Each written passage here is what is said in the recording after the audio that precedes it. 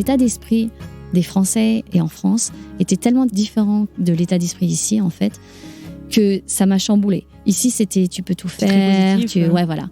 Tu as envie de faire ça, tu peux le faire. Là-bas, c'était mais Delphine, qu'est-ce que tu crois ? Tu crois que tu vas trouver un travail ? Delphine, tu crois que tu vas trouver une crèche ?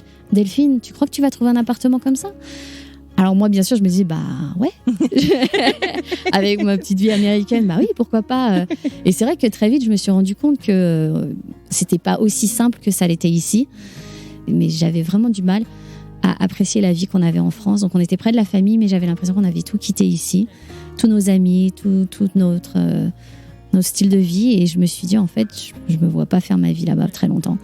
Donc, très rapidement, on a pris nos billets, on est reparti. Ça me peinait en fait de les voir être loin de leurs grands-parents, de pas connaître leurs cousins, etc. Donc d'une manière, notre communauté française ici, c'est leurs cousins éloignés français qui du coup ne voient pas.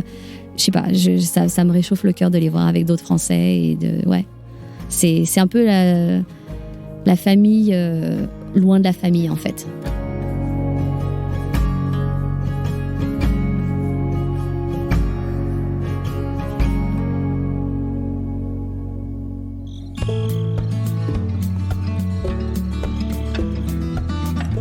Lorsque l'on quitte son pays d'origine, nous sommes très nombreux à prendre la résolution suivante. Je suis français ou française, oui, mais je ne veux surtout pas rencontrer d'autres Français. Je veux absolument m'immerger dans la culture, apprendre la langue et rencontrer des locaux. Sauf que ça, c'est la théorie. Aujourd'hui, je vous invite à la rencontre de Delphine Carlyle, maman française basée entre Denver et Boulder, dans le Colorado, depuis un peu plus de 20 ans. Après quelques années à Denver, et alors qu'elle découvre la maternité, Delphine ressent le besoin irrépressible de se rapprocher de sa famille. La voilà donc qui embarque son mari, un Américain, et son fils aîné pour vivre à Paris. Mais la voilà confrontée à un choc culturel de taille, l'impression d'avoir tout abandonné, d'une vie qui finalement allait plutôt bien, et surtout de plonger dans une vie un peu trop morose à son goût. Delphine et son mari reprennent donc un billet retour au bout de quelques mois à peine à Paris. À son retour dans le Colorado, Delphine est accueillie à bras grands ouverts par une communauté française qui l'aide à se réinstaller, à se reconstruire. 15 ans plus tard, Delphine est devenue l'un des moteurs de la communauté française du Colorado. Elle rassemble celles et ceux qui sont loin de chez eux, et avec eux, elle a réussi à créer la famille qu'elle espérait offrir à ses enfants, loin de la sienne. Je suis Anne-Fleur Andrely, vous écoutez French Expat, un podcast de French Morning.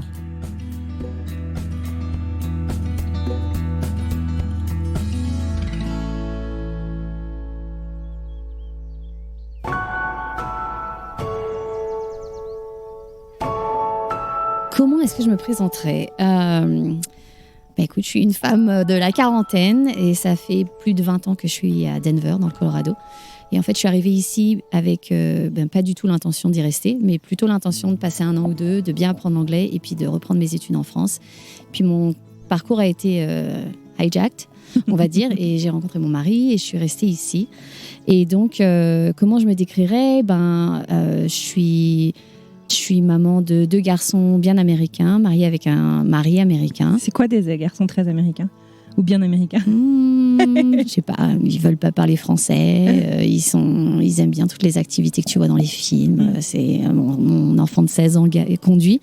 Ouais. Donc pour moi, c'est très américain. Moi, j'ai pas jamais conduit en France avant d'avoir presque 20 ans. Ouais. Enfin, toutes les activités qu'ils font, c'est vraiment l'américaine. Ils aiment les sports, ils aiment des trucs que moi ne m'intéressaient pas du tout quand j'avais leur âge, quoi. Mais bon. Je suis agent immobilier, mais j'ai quand même passé 20 ans dans ce qu'on appelle Corporate America avant de me lancer dans l'immobilier. Donc, je connais un peu la culture corporate des États-Unis. Tu bossais dans quel domaine ? J'étais dans le benefit consulting. Ok, donc les bénéfices, ouais, voilà, c'est comme ça. Ouais, c'est tous les à côté que ton boulot va t'offrir, en plus de la mutuelle, des choses comme ça. C'est ça. Sauf que ici, c'est pas. Enfin, oui, il y a mutuelle, mais c'est assurance santé, assurance vie, assurance 401k plan, plan de retraite, etc. Et j'ai toujours voulu me mettre dans l'immobilier. Mais ça m'a pris 20 ans pour le faire, mais bon, je suis arrivée quand même à accomplir mon rêve finalement.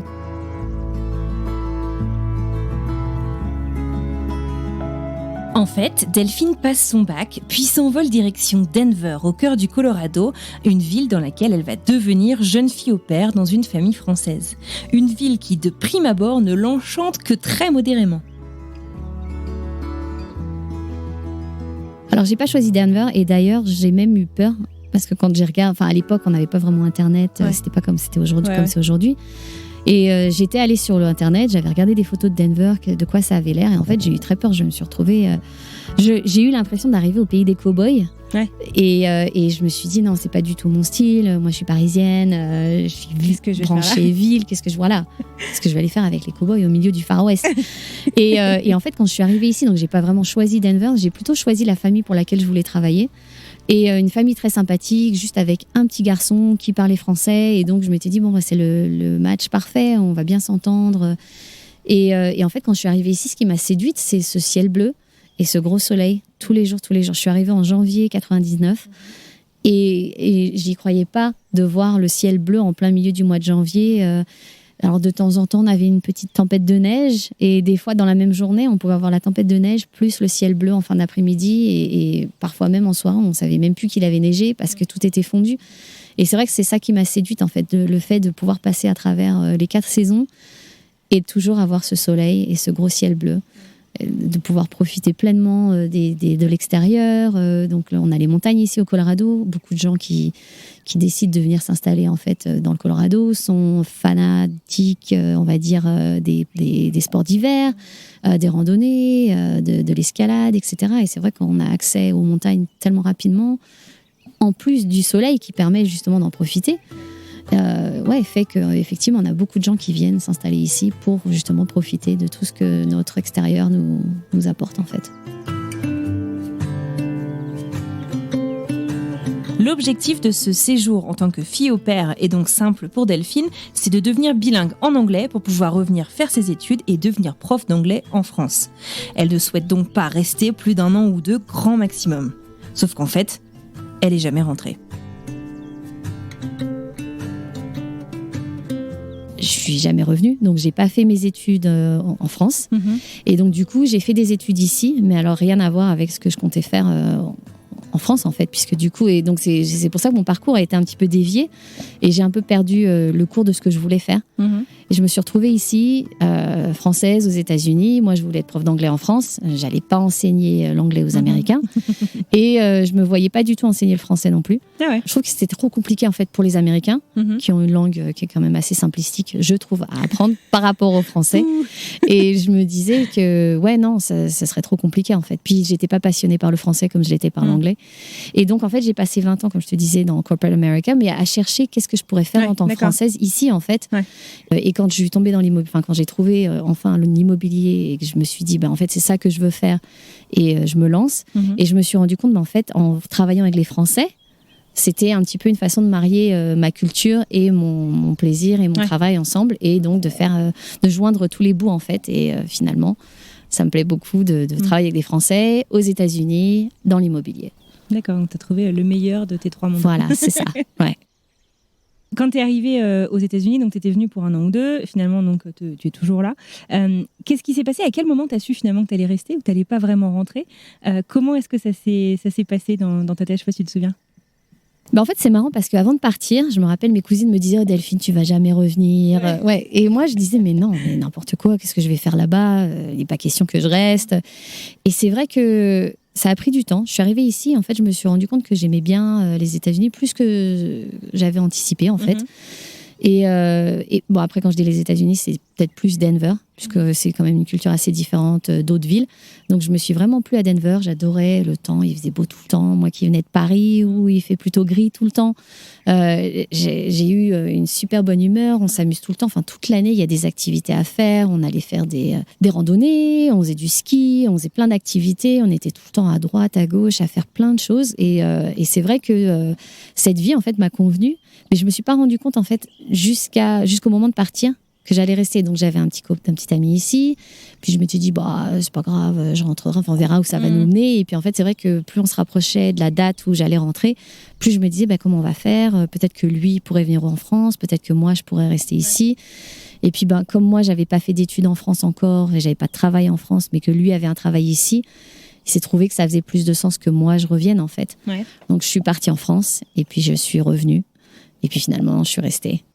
On s'est mariés, donc on a un peu précipité les choses en fait. Pour que tu aies un statut. Ouais, parce qu'en fait, j'avais contacté l'immigration, j'avais essayé de voir comment je pouvais revenir, peut-être avec un visa, peut-être avec un visa de travail ou peut-être avec un visa étudiante et faire des études ici. Et en fait, je me suis rendu compte que c'était très très compliqué, très très limité, et que à chaque fois que j'appelais l'immigration, ils me disaient vous avez qu'à vous marier. Et donc au final, même eux, c'est ce qu'ils me disaient. Et donc je me suis dit que faire quoi. Donc je me suis mariée. Tu le disais même là il y a quelques instants que vous avez réfléchi en fait avec ton mari. Est-ce que on va vivre aux États-Unis? Est-ce qu'on va vivre en France ou est-ce qu'on va vivre même ailleurs? Finalement vous êtes resté ici, mais vous avez fait une tentative en France. Tu peux me raconter à quel moment c'est arrivé et comment ça s'est passé et pourquoi finalement vous avez décidé d'y aller? Eh ben en fait, donc c'est marrant que tu me demandes ça parce qu'en fait on s'est jamais dit qu'on voulait partir en France. Donc une fois qu'on a décidé de rester ici, on s'est dit c'est ici notre vie. Tout va bien, la vie est plus facile. Enfin, il y a beaucoup une qualité de vie qu'on a ici qu'on n'aurait peut-être pas en France. Surtout moi, venant de Paris, ça aurait été très compliqué. Jusqu'au jour où notre premier enfant est né. Et là, je me suis rendu compte qu'on était loin de la famille, on était loin des grands-parents, on était loin de tout ça. Et en fait, j'avais besoin d'apporter ma culture à mes enfants, enfin de les enrichir avec cette culture d'une manière ou d'une autre. Et je voyais aussi les enfants de mon frère grandir autour de mes parents, donc leurs grands-parents. Et j'avais vraiment l'impression qu'on allait passer à côté de quelque chose, en fait. Et donc, on a pris un petit peu une décision assez rapide, mais c'était en 2006, quand Mason, mon premier fils, est né. On s'est dit, OK, on met les choses en place, on part. Et puis, on se disait, on n'est pas sûr qu'on veuille faire notre vie tout entière en France, mais on voulait au moins essayer. Donc, on s'est dit, OK, on y va, on reste au moins de 6 mois à 2 ans. On voit comment la vie est en France. Et puis, si ça nous plaît, on reste. Si ça nous plaît pas, on revient. D'accord. Et donc, c'est à ce moment-là qu'on a mis les choses en place. Donc, en 2008, Mason avait 2 ans. On est parti, on a vendu tout ce qu'on avait. On est parti avec 9 valises. C'est tout. D'accord. On n'a pas ramené de meubles, rien du tout. Et on est parti s'installer à Paris, malheureusement. Et recommencer à Paris. Et recommencer à Paris, Et donc, comme je te disais tout à l'heure, j'ai travaillé dans Corporate America. Donc, j'ai quitté mon travail ici. Et en fait, j'ai eu de la chance. Je me suis fait rembaucher par la même boîte à Paris. Donc, j'avais préalablement eu des entretiens, des discussions avec les ressources humaines là-bas à Paris, etc. Et donc, au moment où on est parti, ils n'avaient pas de boulot pour moi, en fait. Et puis, très rapidement, une fois que je suis arrivée à Paris, donc au mois de juin 2008, j'ai eu un coup de fil. Je crois que j'étais peut-être pendant 1 semaine à Paris. Ah oui, d'accord. Et ils m'ont appelé, ils m'ont dit, écoute Delphine, on a peut-être un poste pour toi. Donc, je suis allée faire passer un entretien, discuter du poste. Et effectivement, j'ai commencé au 1er juillet. Donc, au final, tout s'est passé assez rapidement. Et tout s'est mis en place pour qu'on puisse commencer notre vie à Paris. Et malheureusement aussi, très rapidement, je me suis rendu compte qu'en fait, la vie à Paris, ça allait pas être pour nous. Je pense que je suis passée par une petite dépression et je me doutais que ça allait se produire en fait, parce que encore une fois, la culture est tellement différente, même l'environnement est différent. La grisaille, pourtant on était arrivé en plein été, etc. Ça a été quand même difficile et c'est surtout aussi pour mon fils. Et en fait, c'est surtout, je crois que le mindset en fait, comment on dit mindset en français ? L'état d'esprit des Français et en France était tellement différent de l'état d'esprit ici en fait que ça m'a chamboulée. Ici c'était tu peux tout faire, tu as envie de faire ça, tu peux le faire. Là-bas c'était mais Delphine, qu'est-ce que tu crois ? Tu crois que tu vas trouver un travail ? Delphine, tu crois que tu vas trouver une crèche ? Delphine, tu crois que tu vas trouver un appartement comme ça ? Alors moi, bien sûr, je me disais, ouais, avec ma petite vie américaine, oui, pourquoi pas. Et c'est vrai que très vite, je me suis rendu compte que c'était pas aussi simple que ça l'était ici. Mais j'ai trouvé un travail, on a trouvé un appartement, on a trouvé une crèche. En fait, tout s'est mis en place. Et je sais pas si c'est juste l'état d'esprit qui m'a vraiment mis dans un trou. Mais j'avais vraiment du mal à apprécier la vie qu'on avait en France. Donc, on était près de la famille, mais j'avais l'impression qu'on avait tout quitté ici. Tous nos amis, tout notre style de vie. Et je me suis dit, en fait, je me vois pas faire ma vie là-bas très longtemps. Donc, très rapidement, on a pris nos billets, on est reparti. Et en fait, comme je te disais, donc je faisais peut-être une petite dépression à Paris. Dès que j'ai acheté mes billets pour revenir... Tu te projetais vers quelque chose de positif. Exactement. Et tout allait mieux. Et ton mari, lui, comment est-ce qu'il a vécu cette transition du coup Ouais, donc lui, il s'exprime peut-être moins que moi. Et donc, ça a été plus difficile de lui faire admettre qu'il n'était pas heureux non plus à Paris. Et je pense qu'il avait vraiment pas envie de me saper le moral à moi. Donc, il essayait d'être positif. Il disait rien, tout allait bien, ça allait marcher, on allait s'en sortir, enfin, tout allait se mettre en place. Et en fait, dès qu'il a su que, pour moi, ça allait pas, il m'a dit, écoute, il n'y a pas de problème, on rentre. Et donc, je pense que c'était un soulagement pour lui. Mais je pense qu'il attendait de l'admettre que moi, je sois prête à l'admettre aussi, en fait. Vous êtes resté combien de temps, du coup, en France ? Donc, on est resté 6 mois au total. Ouais. Au bout de 3 mois, on avait notre billet d'avion pour revenir au mois de novembre 2008. D'accord. Donc, novembre-décembre, on va dire. Okay. Ouais. Donc là, vous êtes revenu en plus en pleine crise financière en France, aux États-Unis. Ouais, tout à fait. Vous étiez dans l'état d'esprit de on rentre, on s'installe et c'est chez nous pour de bon, quoi. C'est ça. Ouais, on avait récupéré l'appartement de mon frère à Paris, on avait tout retapé, on avait acheté des nouveaux meubles à Ikea, on s'était bien installé, tout allait bien et du coup on a tout revendu.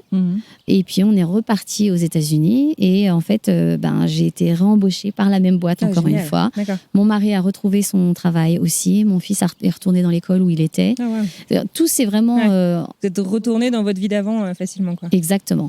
La différence qu'on avait une maison avant de partir et qu'on a emménagé dans un appartement, mais comme on n'avait aucun meuble. En fait, on a campé dans ce nouvel appartement pendant des mois. Et en fait, ça nous satisfaisait. On est arrivé, en fait, donc on avait une assez bonne communauté française. J'avais un bon groupe d'amis et toutes mes copines se sont mis ensemble. Se sont dit, Delphine recommence sa vie. On va lui donner tout ce qu'on a. Donc des serviettes, des assiettes. Ouais. Donc tout était dépareillé. Moi qui suis très... tout doit être pareil. Mais c'était parfait. Enfin, on avait tout jusqu'au rideau de douche, des serviettes, des draps pour le lit. Enfin, on avait juste à acheter un matelas. Voilà, c'est ça. Et on avait même une télé, ils avaient pensé à tout. Donc on a campé pendant quelques mois dans un one-bedroom apartment à Denver, à Westminster du coup.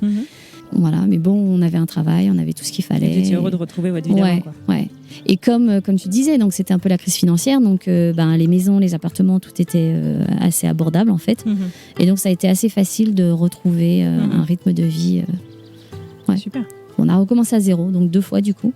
Mais ça s'est toujours bien passé. Je pense que encore une fois, c'est un état d'esprit. Mais quand tu sais que tu peux, tu voilà. Et puis les choses se mettent en place et tout se passe bien en fait.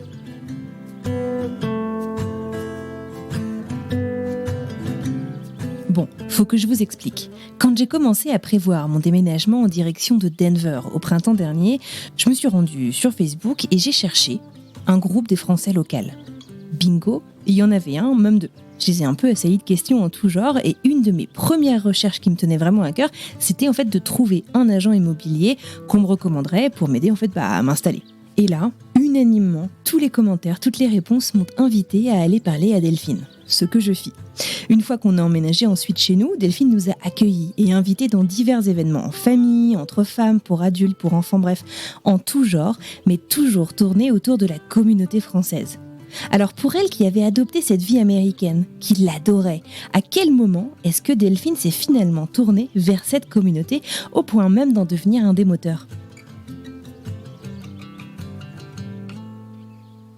En fait, quand je suis arrivée aux États-Unis au début, j'avais vraiment pas du tout envie d'être avec les Français. Je me suis dit, je suis venue ici, je vais apprendre l'anglais. Tout se passait par là. Voilà. Je suis pas venue si loin pour parler français. Voilà, exactement. Et donc j'avais un peu ce besoin de me détacher de ma culture française, etc., et de m'insérer dans la culture américaine. Et en fait, jusqu'au jour où j'ai commencé à travailler ici, j'étais mariée à un Américain, et en fait, je sentais toujours un manque à l'intérieur, une déconnexion en fait. Et j'avais l'impression de jamais être vraiment connectée avec les gens avec qui j'étais en contact, donc les Américains, même au travail. C'était toujours Delphine, la petite mignonne, elle est française, elle comprend pas. Et toujours, on se moquait un petit peu de moi.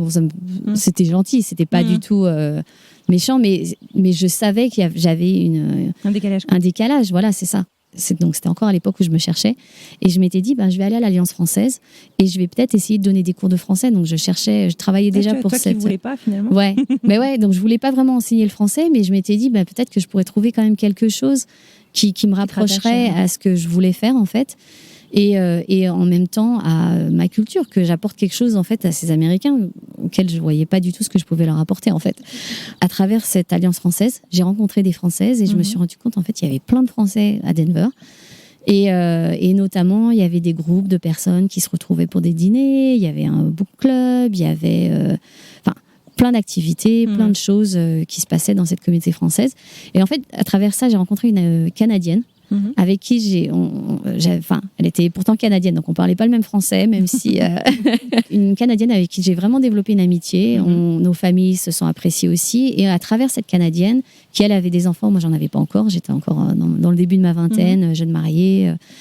Et elle avait un groupe de Françaises en fait qui se retrouvaient avec leurs enfants et qui faisaient ce qu'ils appellent des playdates.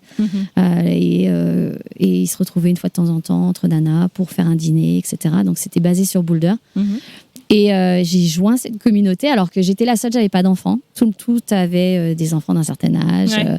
Et en fait, je me suis retrouvée à travers cette communauté. Je me suis dit, ok, je suis pas la seule, je suis pas complètement décalée. En fait, il y a des gens ici à Denver qui sont comme moi, qui sont pas américains, qui sont français, qui sont décalés, mais qui se retrouvent dans ce groupe et qui ont plein de choses en commun et on partageait à chaque fois nos mésaventures, nos mauvaises prononciations des mots, la façon dont nos collègues nous traitaient en tant que Françaises, etc. Ou même la façon dont nos serveurs ne nous comprenaient pas au restaurant quand on leur demandait... un verre d'eau. Ouais. Water, un quoi? Ouais. Or, no ice. Water with no glass. Parce que voilà, pas de glaçons quoi. Bah oui. Donc on rigolait toutes nos voilà, c'est ça. Can I get water with no glass please? Enfin bref. Ça te fait cracher la gueule, tu captes pas. Exactement. Et c'est marrant, sur le recul, tu te dis, je comprends pas pourquoi il m'a pas amené un verre en plastique alors, puisque oui. je sais pas, il y avait plein de choses qu'ils auraient pu faire, mais enfin bref. Donc tout ça pour dire que ouais, on rigolait de nos mésaventures, de nos petites situation que seuls nous, entre Françaises, pouvions comprendre en fait. Et je me suis vraiment retrouvée dans cette communauté et je me suis rendu compte en fait, je suis bien ici, tant que j'ai aussi ce côté où je suis comprise par ceux qui sont comme moi et qui sont passés par... Voilà, c'est ça. Et donc c'est ça que j'ai recherché et c'est ça que j'ai essayé de recréer en fait plus tard. Donc ce groupe dans lequel je m'étais immersée il y a des années existe toujours. Mais à Boulder, donc il y a une heure et demie d'ici. C'est ça. Et donc, je me suis rendu compte qu'il y avait plein de Français partout, à Denver, à Highlands Ranch, à Colorado Springs, partout dans Denver. Et donc, j'ai essayé de recréer ce groupe pour moi, pendant Covid, en fait, pour tous les nouveaux Français qui arrivaient. D'accord. Et pour aussi rencontrer de nouvelles personnes et rester active. Et bon, après, on faisait pas des restos, puisqu'on pouvait pas aller au resto. Donc, on se faisait des hikes ou une balade au parc, etc. Mais c'est vrai que c'était une bouffée de fraîche air pour tout le monde, de se retrouver entre Français dans un endroit où il n'y en a pas beaucoup en fait, mais donc on a fait un petit peu un groupe central Denver où tout le monde peut venir un petit peu partout où ils sont. Tu as dit un truc sur lequel j'aimerais bien rebondir. Tu disais, tu dis effectivement cet aspect français te contribue à ton équilibre aujourd'hui. Tu as donc cette vie américaine, je veux dire, ton mari est américain, tes enfants, comme tu dis, sont très américains. Est-ce que tu pourrais me parler en fait un petit peu de ce déséquilibre que tu as rencontré en fait avant, tu vois, d'intégrer ces cercles francophones. Enfin, en fait, j'aimerais bien, tu vois, essayer de comprendre parce que je pense qu'il y a énormément de personnes qui sont des familles multinationales et qui savent pas trop en fait mettre les mots sur ce qu'elles vivent dans ces familles multinationales ou multiculturelles, même tout simplement. Je sais pas si c'est une certaine solitude sur je sais pas nos blagues on les comprend bien en français, je suis pas très drôle en anglais ouais. Enfin, tu vois, est-ce que tu peux m'en parler un petit peu, est-ce que c'est quelque chose que t'as ressenti justement aussi? C'est carrément quelque chose que j'ai ressenti, donc dans les deux sens en fait. Nous en tant que Français, on a tendance à être un petit peu sarcastique, avoir un peu un humour noir, que personne noir. Comprend. Exactement. Et les Américains, eux, sont très on va dire basique au niveau de... Premier degré sur les blagues. Premier degré, voilà, c'est ça. Premier degré sur leur humour. Et donc, c'est clair que c'est fait pour être drôle. C'est drôle, ça les fait rire. Et nous, notre humour noir, c'est plutôt perçu comme une insulte ou une dérogation. Enfin, vraiment quelque chose qui se fait pas en fait ici. Et moi, je sais que je le vivais et je le vis toujours assez mal en fait avec même mon mari, parce que j'ai toujours tendance à faire mes blagues. Des fois, il me regarde, non. Ouais, voilà. Et même mes enfants, c'est pour ça que je te dis qu'ils sont très américains. Même mes enfants me disent non, mais maman, c'est pas drôle. En français, ils vont me dire non, mais maman, c'est pas drôle. Mais moi, je me dis mais si, c'est drôle. C'est juste que vous êtes pas drôle. Voilà, c'est juste que vous avez pas compris quoi.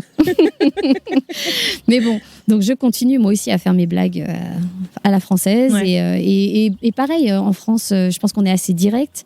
Quand quelque chose ne va pas, on en parle. Quand quelque chose n'est pas comme nous on le voudrait, on a plus tendance à le dire.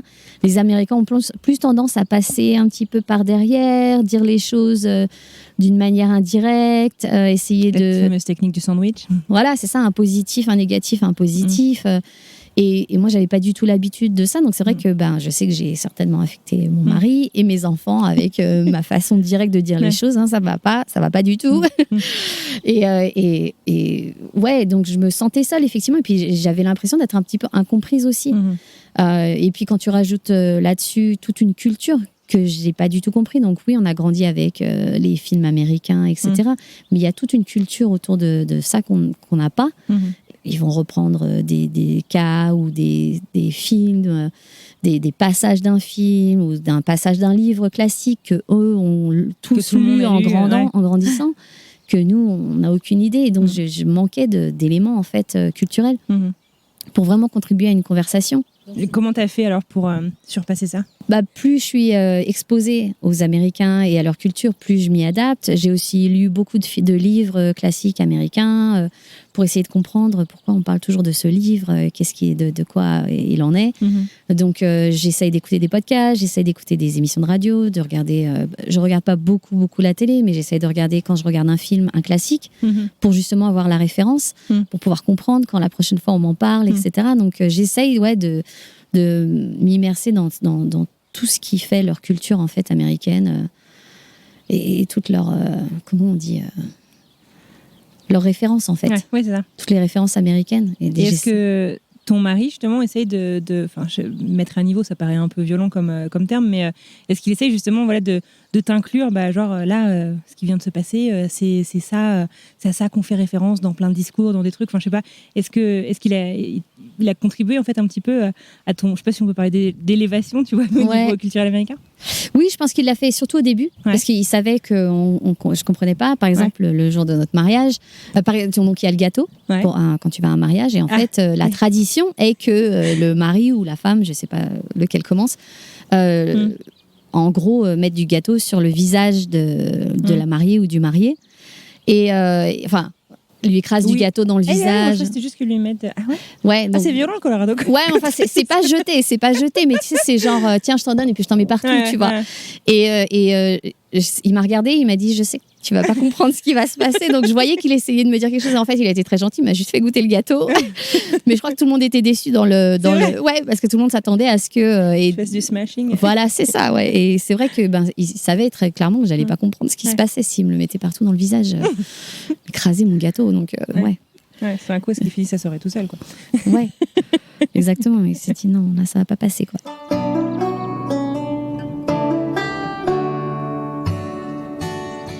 Pour en revenir à cet état d'esprit fondamentalement positif et très en action dont parle Delphine et qu'elle a retrouvé et appris à adorer dans le Colorado, est-ce que c'est cet environnement, cet état d'esprit, cet engouement qui lui a finalement donné les ailes pour se lancer dans cette réorientation professionnelle dans le domaine de l'immobilier ?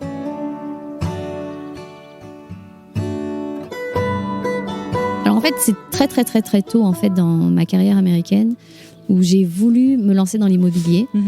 Ma passion, c'était tous les week-ends avec mon mari, on allait visiter des appartements, visiter des maisons modèles. Moi, c'était ma passion. Mon pauvre mari me suivait, des fois faisait la sieste dans la voiture. Vas-y, fais ton délire. Ouais. Et en fait, c'est vrai que c'est toujours quelque chose qui m'a passionnée, mais le côté qui me faisait dire bon, je suis pas encore prête pour ça, c'était que effectivement, c'était souvent le soir en fin d'après-midi ou le week-end en fait, et je me voyais pas passer mes week-ends avec la vie de famille. Voilà, forcément. Surtout quand mes sons est arrivé, qu'on avait des enfants et que j'avais envie d'une chose, c'était de profiter de mes week-ends en famille en fait. Même si j'en profitais aussi pour visiter les maisons. Pendant qu'il faisait la sieste, dans la voiture, j'en profitais pour aller voir des maisons modèles, prendre des photos, m'inspirer de la décoration, etc. Et effectivement, je m'étais toujours dit, bon, quand les enfants seront grands, je serai vendeuse de maisons ou vendeuse d'appartements, quelque chose dans le genre. Et donc, ça m'a pris quand même quelques temps avant de vraiment me lancer. Il faut une licence ici, donc il fallait retourner à l'école. Il y avait un coût pour pouvoir le faire. auquel, pendant quand même des années, quand les enfants étaient jeunes, on n'avait pas nécessairement les moyens de se le permettre. On était toujours un peu ric-rac, vivre un peu à l'américaine, carte de crédit, etc. Donc, des dépenses dans des choses de ce style qui n'étaient pas nécessaires, n'étaient pas du tout dans le budget. D'accord. Donc, j'ai pris le temps et puis je me suis lancée beaucoup plus tard dans cette carrière, en fait. D'accord. Donc, c'est arrivé, je crois, c'est en 2016. Donc, Mason avait 10 ans et Yuan avait 4 ans de moins, donc 6 ans. Ok. Et en fait, j'avais une amie qui cherchait à se relocaliser. Ça a été le déclencheur. Ça a été le déclic, en fait, parce que donc elle me disait, ouais, Delphine, elle habite à Longmont, moi j'habite à Westminster, elle travaillait à Denver, donc Westminster c'est un peu entre les deux, en fait.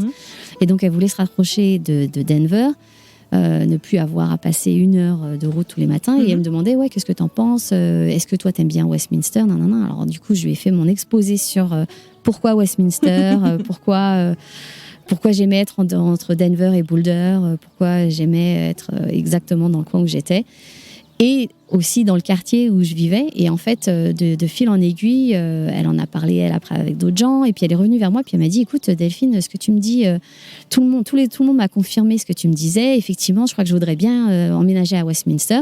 Est-ce que tu connais un agent à Westminster avec lequel je pourrais travailler? Et là, l'ampoule. Et voilà. Et je me suis dit, ah mince, c'est dommage, j'aurais bien aimé être ton agent. Mais je l'ai référé en fait à un agent qui habitait juste en face de chez moi, qui était aussi un voisin, mais aussi un ami avec qui on parlait régulièrement. Et donc, je lui ai référé cette personne avec qui elle a commencé à travailler. Et puis, au fur et à mesure, je continuais à lui envoyer des maisons. Je lui dis, est-ce que tu as vu cette maison? Elle vient d'arriver sur le marché, elle a l'air trop bien. Ma voisine va vendre sa maison. Donc, dès que je savais que quelque chose se passait, je lui envoyais. Et au bout d'un moment, elle me dit, mais écoute, Delphine, je comprends pas. J'ai embauché ton ami pour être mon agent. Et à chaque fois que j'entends parler d'une maison, c'est par toi. Et là, je me suis dit, bah ouais, je suis un petit peu chiante. Je continue à t'envoyer des trucs. Elle me dit, non, mais en fait, je veux que toi, tu sois mon agent. Je dis, bah oui, mais je suis pas agent immobilier, donc malheureusement. Et puis c'est là que je me suis dit, mais pourquoi je suis pas agent immobilier? Donc j'en ai parlé à mon mari, je me suis dit, en fait, j'ai toujours voulu être agent immobilier. Pourquoi je le fais pas? Donc c'est là que je me suis lancée dans la conquête d'avoir ma licence, et je me suis dit, bon, je le ferai quand je le ferai, quand les enfants seront plus grands, mais au moins j'ai ma licence, et si une opportunité comme celle-là se présente, ça te permet je suis prête. En fait, on the side ou... Exactement. D'accord. Et donc, c'est là que je me suis lancée. Donc, ça m'a pris quand même quelques temps. Je me suis lancée, j'ai eu ma licence. Et cette même amie, une fois que j'ai eu ma licence, est venue vers moi. Elle me dit, Delphine, viens, on va voir cette maison ensemble. Génial. Et du jour au lendemain, elle a été ma première cliente. Génial. Donc, dans un sens, c'était un petit peu sympa parce que c'est elle qui m'a inspirée. Et finalement, c'est elle qui a été ma cliente. Et on a vendu son appartement et elle a racheté un autre avec moi dès que j'ai eu ma licence dans ma première année dans l'immobilier.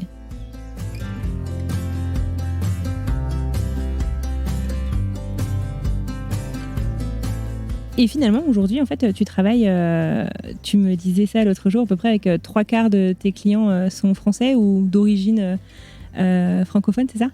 C'est ça, oui. À peu près 70% de ma clientèle est française, en fait. Ouais. Et j'adore accueillir des nouveaux Français qui viennent s'installer ici, mais aussi ceux qui sont déjà ici, travailler avec eux. Et en fait, ce que j'aime surtout, c'est qu'en général, on devient amis, on devient proche, on apprend à se connaître. Et pour moi, ça élargit un peu... tes horizons? Ouais, mes horizons, ma culture française que je perds, en fait, à vivre ici. Puisque quand je retourne en France, en fait, je retrouve mes amis, ma famille, etc. Donc, j'aime bien voir tous les Français qui arrivent de tout partout. Et en fait, je me rends compte aussi que tous ces Français ont aussi voyagé beaucoup, eux, et ont beaucoup apporté des cultures qu'ils ont partagées, vécues, etc. Et c'est super intéressant d'entendre tout leur parcours, en fait. Ouais. Donc, c'est super intéressant. Enfin, j'adore, ouais. Et est-ce que tu penses, parce que tu me disais en fait que tes premiers questionnements, que ce soit faire un retour vers la France, en tout cas ou aussi te rapprocher avec la communauté francophone locale ou française locale, est-ce que c'est un questionnement qui arrive presque systématiquement quand on a des enfants parce que tu te posais pas vraiment la question avant, si? Non, c'est vrai. Pas de manière aussi pressante, en tout cas? Ouais, c'est vrai. Je pense que tout ça, c'est venu quand les enfants sont arrivés. En fait, je pense en devenant maman, on commence à voir les choses un peu différemment et on voit qu'il y a toute une partie de nous, en fait, qu'on perd en laissant notre pays derrière et en vivre ailleurs. Et j'avais vraiment envie de leur apporter ça, de les rapprocher de ma famille. Ça me peinait, en fait, de les voir être loin de leurs grands-parents, de ne pas connaître leurs cousins, etc. Donc, d'une manière, notre communauté française ici, c'est leurs cousins éloignés français qui, du coup, ne voient pas. Je sais pas, ça me réchauffe le cœur de les voir avec d'autres Français. C'est un peu la famille, loin de la famille, en fait. Ouais. C'est vachement fort, c'est super important. Ouais. Est-ce que du coup, c'est surtout par par toi et par cette communauté que tu continues à transmettre, à partager la culture française avec tes enfants ? Non, c'est vraiment un des seuls moyens avec lesquels, non. Parce que tu célèbres, moi je suis pas là depuis très longtemps, mais de ce que j'en comprends en fait, donc il y a beaucoup de rassemblements, puis vous célébrez aussi les grandes fêtes un peu françaises. Ou les traditions, que ce soit... Ouais, on essaye. Donc, on célèbre un peu les traditions américaines. Ouais, c'est donc, ça. Là, bientôt, ce sera Halloween. Donc, on va faire Halloween. Voilà. Mais ouais, on célèbre la culture américaine. Et puisque, de toute manière, nos enfants vont le voir à l'école, etc. Donc, autant en profiter. Mais aussi, de temps en temps, on essaye d'insérer notre culture française. Donc, la galette des rois, par exemple, qui n'est pas célébrée ici. Comment on dit la chandeleur, ça se dit ? Ça se dit en français ? Enfin, toutes les traditions, voilà, toutes les traditions françaises en fait. Donc j'essaye de présenter toutes ces traditions à mes enfants et de leur montrer comment d'autres Français les célèbrent aussi. En fait, c'est intéressant parce qu'on se rend compte aussi que nous, on faisait Noël d'une telle manière ou la Chandeleur, etc. Mais d'autres Français le faisaient autrement, dépendant de où ils sont de France. Et c'est vrai que c'est marrant de voir en fait et de partager en fait toute cette culture en fait des différentes régions de France. Et de montrer ça à nos enfants et de leur montrer, voilà, nous, on le faisait comme ça, eux, ils le font comme ça. Je trouve que c'est intéressant. Mais oui, donc on essaye de ramener cette culture ici, en fait.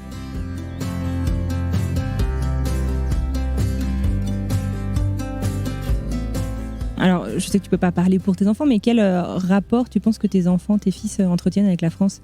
Est-ce que c'est une terre de vacances ? Est-ce que c'est là d'où vient maman ? Est-ce que c'est là où ils iront un jour vivre ? Enfin, est-ce que vous en avez déjà parlé ou... C'est une bonne question. Pour mes enfants, la France, c'est clairement les vacances. C'est les vacances, c'est la famille, c'est le repos. Ils ont aussi été un petit peu à l'école en France. Mais c'est un petit peu... une manière de les sortir de leur environnement quotidien et de découvrir en fait une autre culture. Parce que même si moi je suis française, on vit vraiment à l'américaine à la maison. Mon mari est américain. On fait tout. On mange même à la manière américaine. C'est quoi manger américaine ? On mange tôt. Et puis souvent il n'y a pas de dessert. Donc c'est marrant quand on retourne en France. Pour eux c'est découvrir tous les desserts, les repas qui durent des heures. C'est à la limite ici, on mange un petit peu sur le bout, sur le côté de la table. Nous, on fait toujours notre repas en famille le soir, des fois le matin, le week-end. Mais c'est vrai qu'à l'école, c'est très rapide et on prend pas beaucoup le temps de manger. Et la nourriture fait quand même beaucoup partie de notre culture française. C'est très important de passer des bons moments à table avec la famille, les amis, etc. Et donc pour eux, quand on va en France, ou même quand on se retrouve entre Français, c'est ça en fait. C'est on se retrouve autour d'une table, un gâteau, quelque chose. Enfin, il y a toujours quelque chose qui a rapport à la nourriture. Et je pense qu'ils associent beaucoup la nourriture à la culture française, du moins à travers moi. Ils savent très bien que je ne quitterai jamais la table sans un petit dessert, même si c'est pas le dessert qu'on a en France, le gâteau, les fruits, le plat de fromage, etc. Mais il y a toujours quelque chose, un bout de chocolat, quelque chose. Et donc pour eux, c'est ça d'être français. Mais non, la France, c'est les vacances pour eux. Les vacances, la famille. Et toi, aujourd'hui, du coup, on comprend du coup que les États-Unis et la France sont importants finalement dans ton équilibre au quotidien. Est-ce que tu te considères plutôt américaine, plutôt française ? Ou est-ce que tu places le curseur ? Parce que sur le papier, t'es les deux. Ouais, mais je pense que je suis les deux. Je pense que le curseur, il est au milieu. À 100% les deux ou... Comme je disais, en fait, il y a beaucoup de choses qui me manquent au niveau de la culture américaine, puisque j'ai quand même grandi pendant 20 ans en France. Donc je pense que je suis à 50-50 en fait. Tout ce que j'ai pas eu dans ma jeunesse et qui m'a manqué quand je suis arrivée ici au niveau culturel américain, etc. J'ai l'impression de l'avoir perdu de toute la seconde partie de ma vie que j'ai passée ici en fait, où j'ai travaillé à Paris, mais j'ai travaillé pendant 6 mois. C'est pas vraiment une grosse, une importante partie de ma vie en fait. Et donc j'ai l'impression que j'ai vécu ma vie d'enfant en France et ma vie d'adulte aux États-Unis. Et donc, il me manque toute l'autre moitié, en fait, dans chacune des cultures. Donc, je pense que je suis 50-50. Je ne suis pas 100% américaine, puisqu'il me manque un gros bout de ma culture américaine. Et je ne suis pas 100% française, puisque j'ai lâché un petit peu à moitié, je suis à mi-chemin et je suis devenue américaine en fait. Est-ce que y a un truc que tu ferais différemment finalement sur je sais pas, les 20-25 dernières années par rapport en fait, tu vois, à cette appartenance finalement à deux pays, à deux cultures, ou est-ce que tout a concouru finalement à quitter aujourd'hui et tu changerais rien? Ouais, non, je pense pas que je changerais quoi que ce soit. Après, j'essaye un maximum d'ajuster ce qui vient et donc mon état d'esprit pour mes activités futures ou présentes, etc. Mais j'ai pas vraiment de regrets. Après, j'ai pas eu la vie parfaite, hein. Et même notre retour en France, qui pour certains peut être vu comme un ratage ou comment on dit un ratage? Un échec. Un échec, voilà. Certaines personnes pourraient le voir comme un échec. Moi, je le vois comme quelque chose par laquelle j'ai dû passer pour pouvoir apprécier la vie que j'ai aujourd'hui, en fait. Parce que je pense que si je l'avais pas fait, j'aurais toujours eu cette idée que peut-être je passais à côté de quelque chose et que peut-être j'étais pas là où il fallait que je sois. Donc, je suis contente de l'avoir fait. Après, encore une fois, grâce à cet état d'esprit américain où tout est possible et tout peut être fait, on est parti sur un coup de tête, on est revenu sur un coup de tête et on a passé cette expérience et maintenant on apprécie grandement la vie qu'on a aujourd'hui. C'est une étape nécessaire finalement. Voilà, sans regret.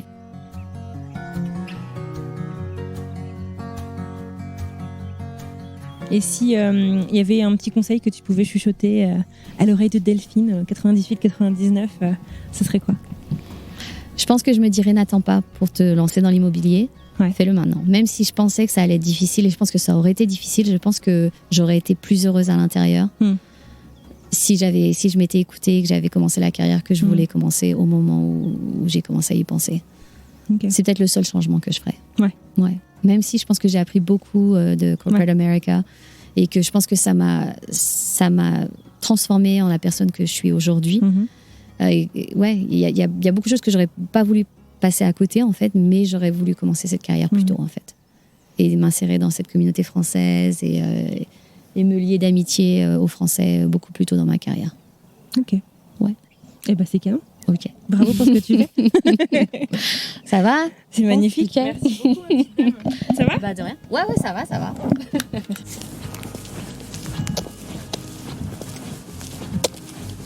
Merci beaucoup. À la prochaine en tout cas. Merci à toi et puis à bientôt. Et bah ouais. Allez. Plaisir, bonne route. Merci. Salut. Bye. Et voilà, c'est terminé pour aujourd'hui. Je tiens à adresser un grand merci à Delphine d'être venue à ma rencontre pour son partage et pour cet échange que j'ai trouvé super intéressant sur son expérience au cours des un peu plus de 20 dernières années aux États-Unis.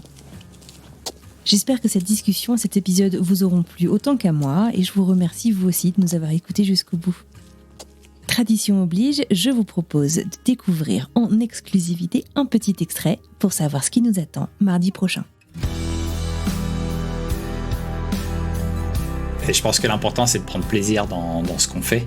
Moi, je ne fais pas du sport pour faire du sport ou je ne lance pas des défis pour me lancer des défis. C'est vraiment c'est prendre du plaisir dans ce qu'on fait. Et pour moi, traverser le Grand Canyon, c'était quelque chose de mythique et d'extraordinaire. Et l'objectif, c'était de prendre du plaisir. Et je savais que pour prendre du plaisir, il fallait beaucoup s'entraîner.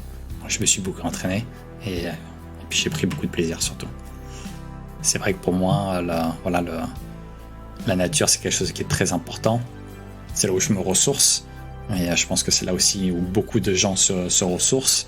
Et je pense que c'est là aussi, la nature, c'est un endroit où beaucoup de monde devrait se ressourcer, mais que les gens ne connaissent pas forcément. Et je sais que moi, la nature m'a apporté énormément de stabilité dans ma vie. Et je souhaite transmettre ça à mes enfants parce que je sais que quand ils seront grands, ça va les aider. Partir dans la nature, ça fait énormément de bien à la santé mentale. Et je souhaite, et je leur transmets ça en fait. Il ne me reste plus qu'à continuer la marche jusque chez moi et à vous souhaiter une merveilleuse fin de journée, une très belle fin de semaine et je vous dis donc à mardi pour une nouvelle histoire.